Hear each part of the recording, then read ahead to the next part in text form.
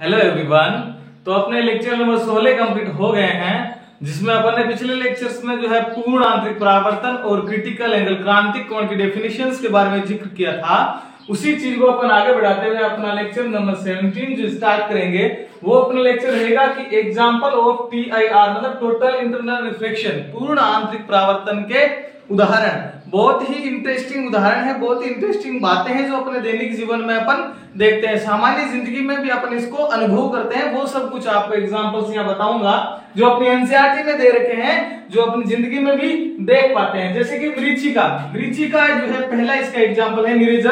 मिरेजस क्या होता है ये देखिए, आपको जो है पता है मिरेजस क्या होता है, आप खुद जो है दैनिक जीवन में इसको देखते हैं। मिरेजस देखिए क्या होता है, मैं बताऊं आपको मरीचिका कि गर्मी के दिनों में रेगिस्तान में जलाशय या पानी का प्रतीत होना, जैसे कि बहुत ज्यादा गर्मी हो और उस गर्मी में अगर आप खुले रेगिस्तान में देखते हैं, अपन जब खुले रेगिस्तान में देखते हैं तो आपको जो पेड़ है उनकी छाया जो है पानी के जैसे हिलती हुई दिखाई देती है। फिर खुला जो रेगिस्तान है तो धोरों पे अपन को पानी जैसा लगता है कि वहां पे पानी भरा हुआ होता है, लेकिन जब पास में जाते हैं तो वहां पे कुछ भी पानी नहीं होता। इसका एग्जांपल ऐसे भी ले सकते हैं कि जैसे अपन गाड़ी ड्राइव कर रहे हैं, कोई भी बाइक या गाड़ी ड्राइव कर रहे हैं तो खुली जो रोड हो, हाईवे, बहुत लंबी हाईवे हो, तो जो आगे हाईवे पे कभी कभार अपने को कैसा दिखता है, कैसा लगता है कि वहां पे कुछ पानी सा पड़ा है, मतलब कि वहां पे जल भरा हुआ है। लेकिन जब वो गाड़ी पास में जाती है तो दिखता है वहां पे पानी था ही नहीं, वो तो धूप की वजह से अपने को महसूस हो रहा था कि वहां पे पानी भरा हुआ है। उस चीज को अपन बोलते हैं मरीचिका। वो चीज पानी जलाशय का जो भरण होना होता है वो होता है मरीचिका। वो एग्जाम्पल किसका होता है, पूर्ण आंतरिक परावर्तन का। उसकी वजह क्या है, वो पानी दिखाई देना, उसकी वजह होती है पूर्ण आंतरिक परावर्तन।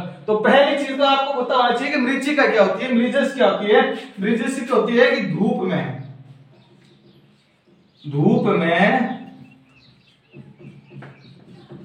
रेगिस्तान, चाहे रेगिस्तान हो या फिर कुछ ले सकते हो आप सड़क पर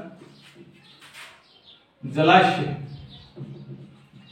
का मतलब पानी का भरण होना।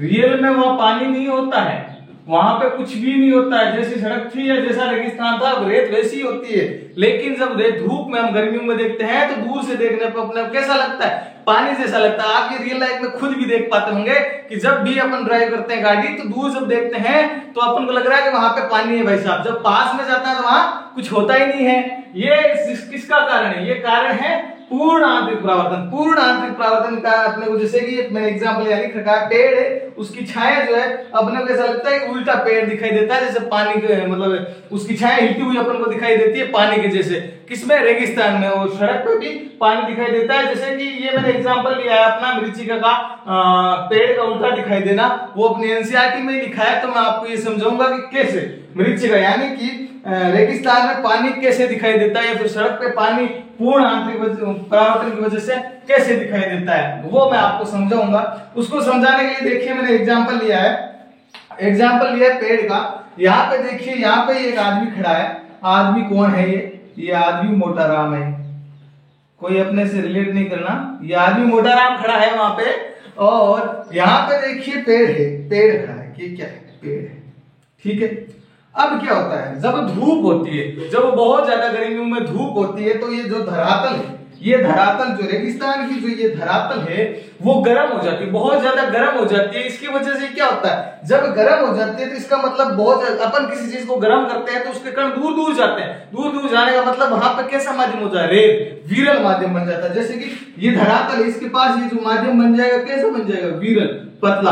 अब जैसे जैसे हवा ऊपर उठती है, यहाँ पे हवा पतली थी मतलब विरल थी, जैसे जैसे ऊपर जाते हैं अपन, ऊपर की तरफ बढ़ते हैं तो यहाँ गर्मी जो यहाँ ज्यादा थी यहाँ थोड़ी और कम होगी, यहाँ और कम होगी, ऊपर की तरफ गर्मी थोड़ी कम होगी, मतलब वायु के कण थोड़े नजदीक होंगे, मतलब धरातल की अपेक्षा ऊपर कैसा होगा, डेंस मीडियम मतलब सघन माध्यम होगा। ऊपर जो माध्यम होगा वो कैसा होगा, सघन। इसका मतलब क्या हुआ, गर्मियों में धरातल के पास जो माध्यम होता है वो विरल होता है, क्योंकि यहाँ पे गर्मी बहुत ज्यादा होती है तो रेत बहुत ही गर्म होती है, तो यहाँ पे विरल माध्यम बन जाता है। और जैसे जैसे वायु ऊपर उठती है तो वहां पे घने जो वायु है वो थोड़ी पास में आ जाती है और माध्यम कैसा बन जाता है, सघन। तो पहली बात तो ये कंप्लीट हुई कि गर्मियों में जो है पेड़ जो ऊपर की तरफ होता है वो तो सघन माध्यम होता है, और जो नीचे जो धरातल के पास जो माध्यम होता है वो होता है विरल माध्यम।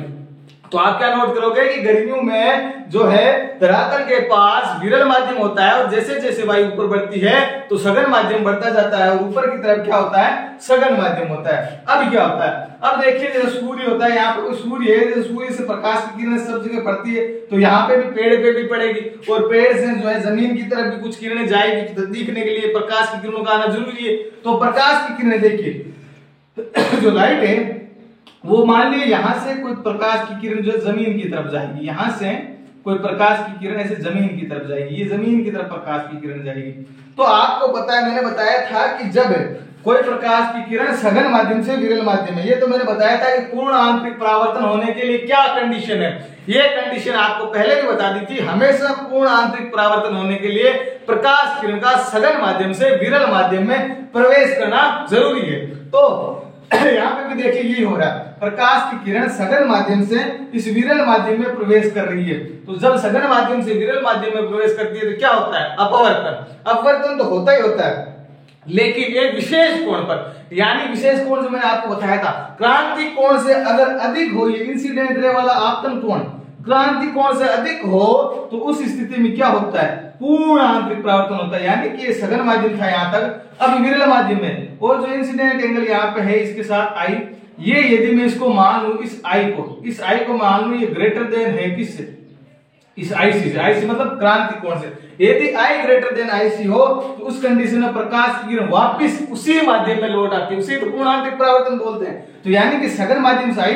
ये नीचे विरल था लेकिन विरल में प्रवेश नहीं की प्रकाश की किरण और वापस इसी माध्यम की तरफ लौट गई, ये मोटाराम की आंखों में जाके पहुंच गई। तो अब क्या हुआ, अब देखिए मान लीजिए एक प्रकाश किरण ऐसे आई, वो भी सघन माध्यम से विरल माध्यम में आ रही थी, लेकिन यहाँ क्रांति कोण का मान जो है, आई इंसिडेंट एंगल है, आपतन कोण का मान क्रांति कोण से अधिक था, और जब आपतन कोण का मान क्रांति कोण से अधिक होता है तो उस कंडीशन में क्या होता है, पूर्ण आंतरिक परावर्तन होता है। और पूर्ण आंतरिक परावर्तन क्या होता है भाई साहब, कि प्रकाश किरण जिस माध्यम से आई उसी माध्यम में वापस लौट जाए, मतलब सघन से आई वापस सघन में चले जाए, ये नीचे वाले विरल में नहीं आएगी।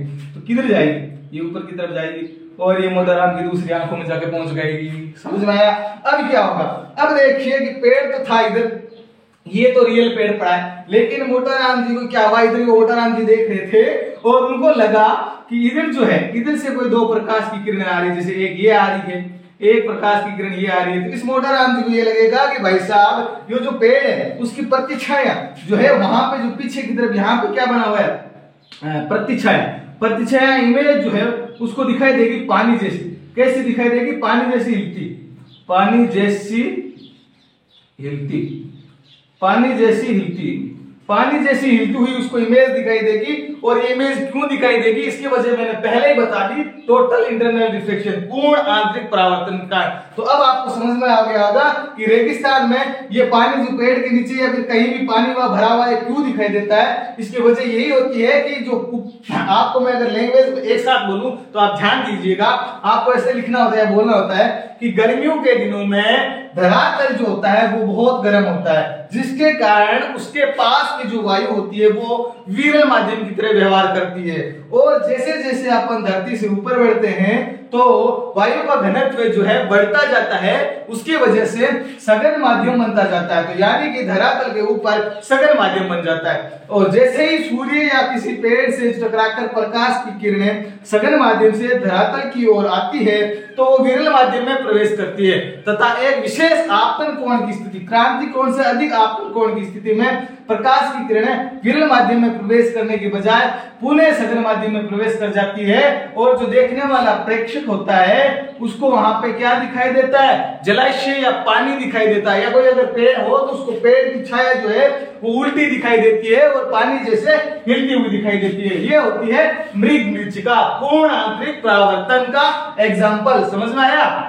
तो आपको मृच्छिका में अगर कोई भी दिक्कत हो तो आप कमेंट बॉक्स में मुझे आराम से पूछ सकते हैं, मैं सब कुछ आपका डाउट क्लियर करूंगा। और शेयर और सब्सक्राइब आप अपने चैनल को प्लीज जरूर करिएगा। आपका सपोर्ट की मुझे भी बहुत ज्यादा जरूरत है, क्योंकि मुझे आगे कंटिन्यू चलना चाहता हूं और उसके लिए आपको साथ होना जरूरी हो जाता है। तो आपको समझ में आ गया मृच्छिका पहला एग्जाम्पल। सड़क, या फिर आप ऐसे भी लिख सकते हो कि सड़क पर ड्राइव करते हुए पानी का दिखाई देना, मैंने ऐसे भी लिख सकता हूँ, सड़क पर पानी जैसा दिखाई देना। पानी वहां होता नहीं है, सिर्फ पानी जैसा दिखाई देता है, ये होता है मृत्तिका, सड़क पर पानी जैसा दिखाई देना। तो अब मैं क्या बोलूं, अगर आपको कोई भी इंसान पूछ ले कि भाई जब सड़क पर अपन जा रही है दूर तक पानी क्यों दिखाई देता है, ऐसे क्यों लग रहा है वहां पानी, उसका कारण क्या बताओगे? उसका कारण होता है पूर्ण आंतरिक परावर्तन, टोटल इंटरनल रिफ्लेक्शन। अब कैसे होता है वो मैंने आपको समझा दिया। ऊपर सघन विरल है, यहां से प्रकाश किरण आती है तो इधर अंदर जो है नीचे आ नहीं पाती, वापस उधर ही चली जाती है ऊपर की तरफ। तो जो अपन आंखों में पड़ता है तो ऐसा लगता है कि प्रकाश किरण नीचे से आ रही है और वहां पे धूप से जो है पानी जैसा जलाशय बना हुआ है। ये समझ में आ गया। और मृत्तिका का ये रेगिस्तान वाला और सड़क वाली दोनों कहानी समझ में आ गई। अब अपन दूसरा एग्जाम्पल